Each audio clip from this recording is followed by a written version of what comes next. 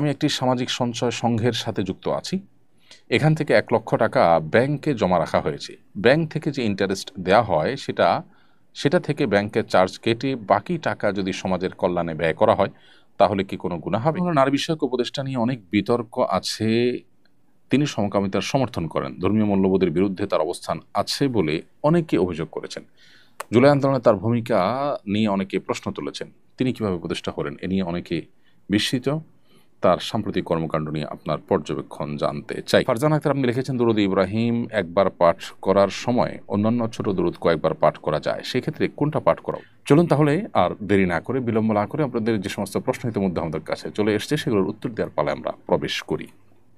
লিখেছেন, আমি একটি সামাজিক সঞ্চয় সংঘের সাথে যুক্ত আছি। এখান থেকে ১ লক্ষ টাকা ব্যাংকে জমা রাখা হয়েছে। ব্যাংক থেকে যে ইন্টারেস্ট দেয়া হয় সেটা থেকে ব্যাংকের চার্জ কেটে বাকি টাকা যদি সমাজের কল্যাণে ব্যয় করা হয় তাহলে কি কোনো গুনাহ হবে? এক্ষেত্রে ইসলামী শরিয়া কি বলে? ভাই নূর হোসেন, আপনার প্রশ্নের উত্তর হলো যে আপনি যে প্রতিষ্ঠানের কথা বলেছেন সেটা আপনার কথা থেকে বোঝা যাচ্ছে যে এটা সুদভিত্তিক প্রতিষ্ঠান। অতএব এই সুদভিত্তিক প্রতিষ্ঠানে আপনি যে টাকা জমা রেখেছেন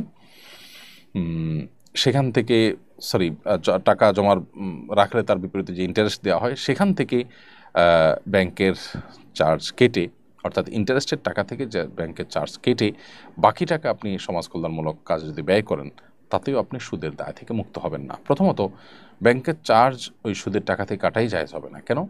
কারণ ব্যাংক আপনাকে যে চার্জটা করে সেই চার্জটা কেন করে? সেই চার্জটা এজন্য করে যে আপনার টাকা রক্ষণাবেক্ষণ, লেনদেন, হিসাব সংরক্ষণ এগুলোর জন্য চার্জ করে।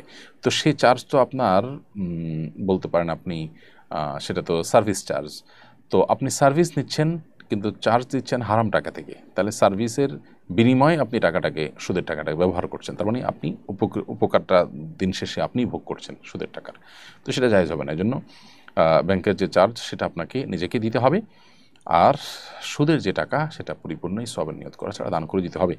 আর পারতপক্ষে কোনো সুদী প্রতিষ্ঠানের সাথে লেনদেন করা জায়েজ হবে না। এরপরে প্রশ্ন হলো, নারী বিষয়ক উপদেষ্টা নিয়ে অনেক বিতর্ক আছে। তিনি সমকামিতার সমর্থন করেন। ধর্মীয় মূল্যবোধের বিরুদ্ধে তার অবস্থান আছে বলে অনেকে অভিযোগ করেছেন। জুলাই আন্দোলনে তার ভূমিকা নিয়ে অনেকে প্রশ্ন তুলেছেন। তিনি কিভাবে উপদেষ্টা হলেন এ নিয়ে অনেকে বিস্মিত। তার সাম্প্রতিক কর্মকাণ্ড নিয়ে আপনার পর্যবেক্ষণ জানতে চাই। দেখুন, আমরা তার প্রতি পরিপূর্ণ শ্রদ্ধা রেখে বলতে চাই, তিনি একজন সিনিয়র মানুষ, বয়স্ক মানুষ।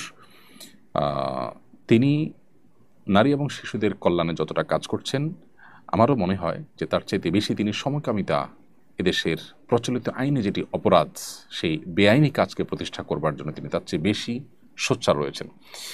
তার উপদেষ্টা হওয়ার আগে থেকেই তার প্রতিষ্ঠান এবং তার সমকামিতাকে বৈধতা দেওয়া বা এটাকে নরমালাইজ করার জন্য নানামুখী ভূমিকা রয়েছে, এবং এ বিষয়ে বিস্তারিত তথ্য উপাত্ত আপনি অনলাইন ঘাটলেই পাবেন, আমার কাছে অন্তত রয়েছে। তিনি উপদেষ্টা হওয়ার পরপরই টিএসসিতে একটি প্রতিবাদ সভায় অংশগ্রহণ করে তিনি কিছু কথা বলেছিলেন। সেই কথাগুলোর আলোকে বিভিন্ন জাতীয় গণমাধ্যমে যে রিপোর্ট হয়েছে কোট আনকোট করে তার বক্তব্যকে, সেই বক্তব্যের আলোকে আমি সেই শুরুর দিকেই প্রতিবাদ করেছিলাম যে তিনি সমাজ কল্যাণ উপদেষ্টা হয়ে অসামাজিক কার্যকলাপে লিপ্ত। তিনি নারী এবং শিশুর বিষয়ক উপদেষ্টা হয়ে নারী এবং শিশুর কল্যাণে কাজ না করে বরং নারী সাজছে যে সমস্ত পুরুষেরা তাদের অধিকার নিয়ে তিনি বেশি ব্যস্ত হয়ে পড়েছেন, এবং পরিবার ব্যবস্থাপনাকে ধ্বংস করবার নীল নকশা যারা বাস্তবায়ন করছেন তিনি তাদের অন্যতম। আমি আবারও বলছি, তার প্রতি শ্রদ্ধা রেখেই তিনি যা করছেন তা এ সমাজের মানুষের মূল্যবোধের বিরুদ্ধে যুদ্ধের শামিল, এবং উপদেষ্টা পরিষদের মধ্যে তিনি যতটা জঘন্য কর্মকাণ্ডে লিপ্ত আমার মনে হয় না অন্য কারোর ব্যাপারে সেরকম আপত্তি, এত জোরালো আপত্তি অন্তত আছে। আমরা জানি যে তিনি নারী এবং শিশু বিষয়ক মন্ত্রণালয়ের দায়িত্বপ্রাপ্ত। নারী বিষয়ক যে সংস্কার কমিশন হয়েছে সেটা নিয়ে যত বিতর্ক হয়েছে, সেটা আমাদের ধর্মীয় মূল্যবোধ পরিপন্থী, শুধু মুসলিম নয় সকল ধর্মের দেশের মানুষের বিরুদ্ধে যতটা অবস্থান নিয়েছে, যতটা ন্যাক্কারজনক দৃষ্টান্ত স্থাপন করেছে তাদের প্রস্তাবনাগুলো, বেশিরভাগ প্রস্তাবনাগুলো, সেটা আমাদের সবারই কম বেশি জানা। তো আমার মনে হয় যে উপদেষ্টা এই সব কিছুর দায়ভার, বিশেষ করে তার কৃতকর্মের দায়ভার তার উপরে বর্তায়। তার জুলাই আন্দোলনে কী অবদান ছিল আমি জানি না, কিসের ভিত্তিতে তিনি উপদেষ্টা হয়েছেন সেটা আমি জানি না, তবে আমি এটুকু জানি তিনি পরিষ্কারভাবে এদেশের মানুষের ধর্মীয় মূল্যবোধের বিরুদ্ধে অবস্থান নিয়েছেন। আমাদের পরিবার ব্যবস্থাপনাকে ভেঙে ধ্বংস করবার জন্য তিনি রীতিমতো উঠে পড়ে লেগেছেন। অতি সম্প্রতি তার একটা বক্তব্য একটি গণমাধ্যমে দেখতে পেলাম যে মাদ্রাসায় ছোট ছোট শিক্ষার্থীদের সরকারি কর্মকর্তা দিয়ে নজরদারি বাড়াতে চান তিনি। সরকারি কর্মকর্তারা মাদ্রাসার নজরদারি করবে, কয় মাদ্রাসা বা অন্যান্য মাদ্রাসাগুলো নজরদারি করবে, ভালো কথা। কয় মাদ্রাসাগুলোর কল্যাণে সরকারি প্রতিষ্ঠানগুলোর কোনো ভূমিকা থাকবে না, তাদের বেতন ভাতা তাদের সুযোগ সুবিধা কোনো ক্ষেত্রেই থাকবে না। খবরদারির জন্য শুধুমাত্র আপনি লোক পাঠানোর জন্য বলছেন। এবং শুধু তাই নয়, তারা সেখানে যাবেন মানে কি বিভিন্ন রকমের মিথ্যা অভিযোগ তুলে হামলা মামলার ভয় দিয়ে ঘুষ খাওয়ার একটা রাস্তা ওপেন করার জন্য বলছেন। তিনি পর্নোগ্রাফি নিয়ে মন্তব্য করতে বলেছেন, তিনি অবশ্য সমালোচনা করেছেন। সমালোচনা করে পর্নোগ্রাফির একটা পর্যায়ে বলেছেন যে একটা বয়স থাকা উচিত পর্নোগ্রাফি দেখার। কেন বয়স থাকা উচিত? পর্নোগ্রাফি থাকাই তো উচিত না। পর্নোগ্রাফি আমাদের কি কল্যাণ বয়ে আনে? এই সমাজের কোন কল্যাণটা বয়ে আনে? আমরা এরকম অনেক ভূমিকা তার দেখেছি, যে ভূমিকাগুলো সুস্পষ্টভাবে আমাদের দেশের যে আপনার ধর্মীয় মূল্যবোধ এবং প্রচলিত আইন আছে সেটাকে সম্পূর্ণভাবে বৃদ্ধাঙ্গুলি তিনি দিচ্ছেন। তার বিরুদ্ধে আমাদের প্রত্যেকটা মানুষের তার এই সমস্ত কর্মকাণ্ডের বিরুদ্ধে আমাদের কথা বলা উচিত, সোচ্চার হওয়া উচিত। আমরা আশা করব যে তিনি এদেশে মানুষের চিন্তা দর্শন, এদেশে মানুষের বিশ্বাস মূল্যবোধ এগুলোকে শ্রদ্ধা জানাবেন।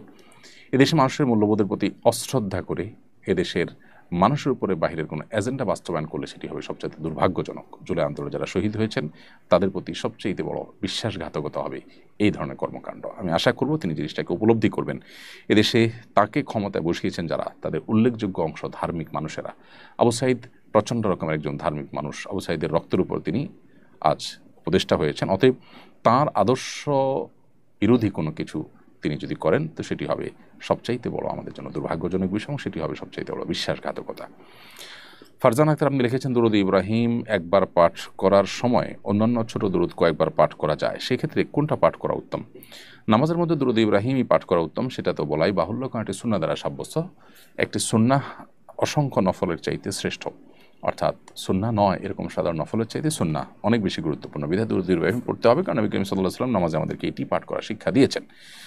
নামাজের বাহিরে দুরুদ ইব্রাহিম বড়, অতএব সেটা না পড়ে ছোটো ছোটো দুরুদ পড়বেন কিনা, এটার উত্তরে আমি বলতে চাই যে দুরুদ ইব্রাহিমের মধ্যে শুধু দুরুদই নয়, এবং নবী সাল্লাল্লাহু আলাইহি ওয়াসাল্লামের প্রতি দুরুদই নয়, ইব্রাহিম আসলামের প্রতি দুরুদ রয়েছে, সেখানে তার জন্য বরকতের দোয়া রয়েছে। দুরুদের ভাষা মধ্যে অনেক তার জন্য দোয়া রয়েছে। আপনি দুরুদ যত ছোট হবে সেখানে দোয়ার ভাষাও তত ছোট হবে।